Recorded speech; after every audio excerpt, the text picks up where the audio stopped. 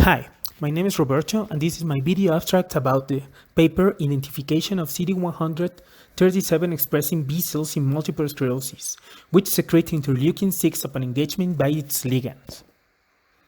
This is a paper published at November 2020 by research from the University of Singapore by a team led by Dr. Herbert Schwarz. First, let's talk about multiple sclerosis.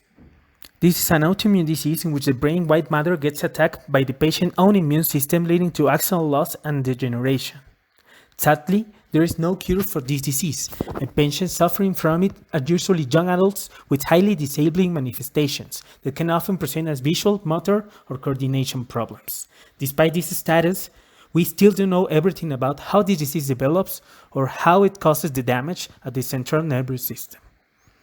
In an effort to answer some of these questions, many types of cells have been identified as potential effectors of disease, such as B cells, T cells, or other kinds of lymphocytes. But in order to recognize potential candidates, we have identified proteins that are expressed in the cell walls called clusters of differentiation. Of these, a very interesting one is called CD137, which has been related to central nervous system inflammation through experimental murine models. Nevertheless, neither its mechanism of action nor its actual presence in MS patients has been proved until now. So, the team measured CD137 positive cells in samples of MS patients' brain tissue and divided them between normal, chronically active, and highly active cells. Then, performed immunostaining of these cells in which they dyed the cells markers. They found out that the more active lesions have more prevalence of CD137 positive cells. After confirming the presence of CD137 B cells in MS patient tissues, the researchers then activated the proteins with its own ligand, CD137L. Then they waited 7 days and found that interleukin-6 levels, which is an interleukin related with central nervous system inflammation, were rising higher than others.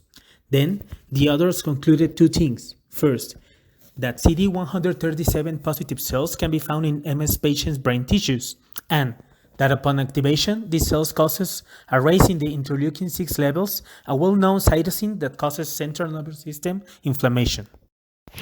But the question remains, why are these cells there? To answer this, the group looked for possible cell interactions that could trigger the expression of CD137 B cells.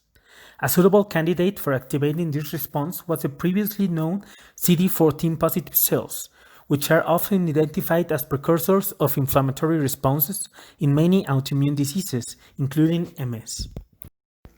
To test this hypothesis, the researchers exposed these healthy B cells to CD14 positive cells signaling. This interaction made that previously CD137 negative B cells began to express CD137 in their membranes. This was not reproduced with any expositions to any other cellular activators. The results of this research shed light of knowledge about how and why does the formation of sclerotic plaques occur in patients with multiple sclerosis.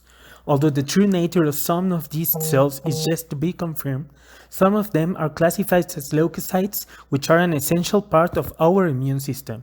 This is a small but crucial step in the race of understanding the pathogenesis of MS and could lead to the development of new drugs and new therapies for patients in order to finally have a cure for this disease.